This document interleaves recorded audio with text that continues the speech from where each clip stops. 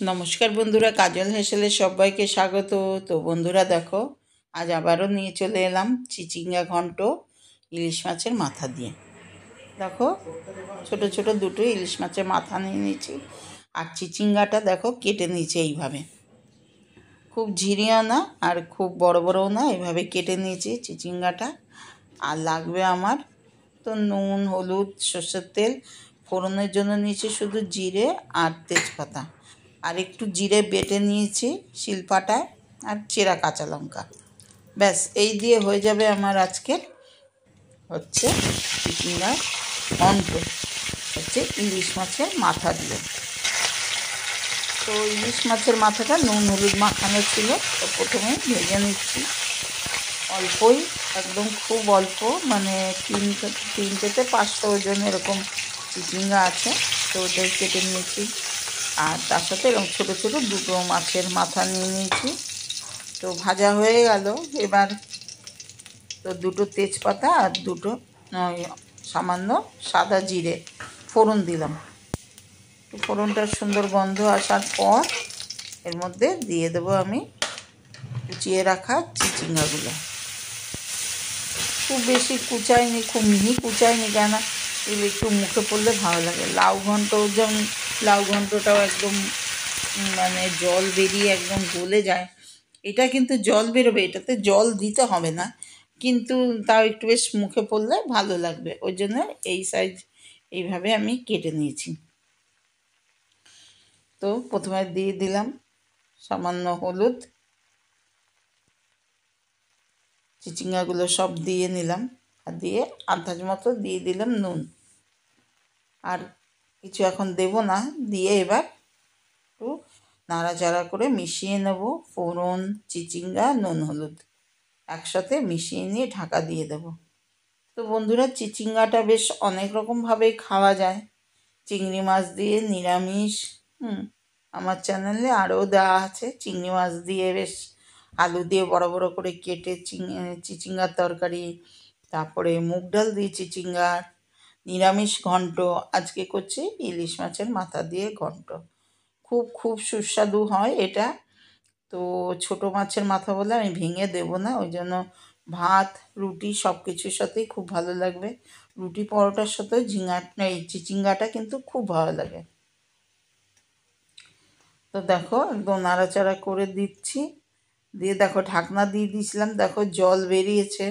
তো আবারও আমি ঢাকা দিয়ে দেবো, এটাতে এক্সট্রা করে কোনো জল দিতে হয় না, এদের নিজস্বই একটা জল, এটা মানে সবজিটাতেই জল বেরোবে। তো আবারও ঢাকা দিয়ে দিলাম, তো দিয়ে মজিয়ে নিচ্ছি, নুন দেওয়ার জন্য বেশ জলটা নিজের থেকেই বেরোবে, মানে প্রথমেই আমি নুন হলুদ দিয়ে দিয়েছি একবারে। তো এবার দেখো চিরা কাঁচা লঙ্কাটা দিয়ে দিলাম, আর আমার জিরে বাটাটা দিয়ে দিলাম। আর একটা কথা বলা হয়নি, এটা শুকনো খোলায় হাফ টিস্পুন মতো জিরে আমি রোস্ট করে নিয়ে তারপরে শিলপাটায় জল দিয়ে বেটে নিয়েছি। তো এই রেসিপিটা কিন্তু গরম গরম ভাত, রুটি সব কিছুর সাথেই খেতে পারবে। তো বন্ধুরা, আমি জানি তোমরা সবাই জানো করতে, তাও পুরো রেসিপিটা দেখার অনুরোধ রইল। ভালো লাগলে অবশ্যই লাইক, শেয়ার, কমেন্ট করতে ভুলবে না। তো দেখো মাছের মাথাটাও আমি দিয়ে দিলাম, কিন্তু বেশি ভাঙাচোড়া করব না, কেননা ছোটো মাছের মাথা তো একদম কাটা কাটা হয়ে যাবে, ওই জন্য বেশ এতেই গন্ধটাতেই অর্ধেক ভোজন বলেন, আর যে খাবার গোটা মাথাটাই মাছের মাথাটা খেতে পারবে, ওই জন্য আমি আর ভেঙে দিইনি। তো দেখো এখনও দেখো জল জল রয়েছে, তো আর একটু টানবে।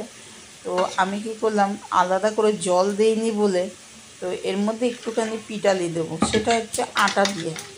তো এটাকে আমার মায়েরা বলতো পিটালি দেওয়া, তো ওই জন্য একটু সামান্য হাফ টিস্পুন আটা নিয়েছি, আর তার মধ্যে অল্প জল দিয়ে ভালো করে গুলে নিলাম।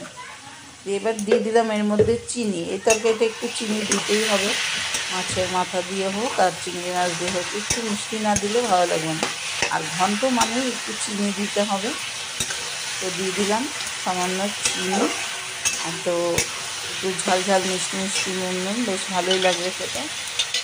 আর দিয়ে দেবো এবার ওই আটা দিয়ে পিঠালি বানিয়ে রেখেছিলাম। এটা তো আমার মাদের দেখতাম চাল ভিজিয়ে রেখে দিত, আতপ চাল, তো ওটাই বেটে এরকম জল দিয়ে গুলে দিত। আমাদের অত সময় নেই চাল ভিজিয়ে আবার চাল ভিজবে তারপরে বাটবো, ওই জন্য আমি একটু আটা দিয়েই করে দিলাম। তো বন্ধুরা, আশা করি তোমাদের ভালো লেগেছে। তো আমার রান্নাটাও অনেক শেষের পর্যায়ে, নামানোর আগে একটু ধনেপাতা দিয়ে নামিয়ে নেব। তো আমার চ্যানেলে কেউ নতুন বন্ধু হয়ে এলে চ্যানেলটিকে সাবস্ক্রাইব করার অনুরোধ রইল। পাশে থাকা বেলটি অবশ্যই প্রেস করবে, তাহলে আগামী দিনে যত নিত্য নতুন রেসিপি আমি দেবো তার আপডেট সবার আগে তোমাদের কাছে পৌঁছে যাবে, সবার আগে তোমরা দেখতে পারবে। দেখো নামানোর সময় হয়ে গেছে, আমি যে পিঠালিটা দিয়েছিলাম ওটাও টেনে গেছে, আর ঘন্ট যে একটা বেশ মাখো মাখো ভাত সেটা হয়েছে। এবার আমি নামিয়ে নেব।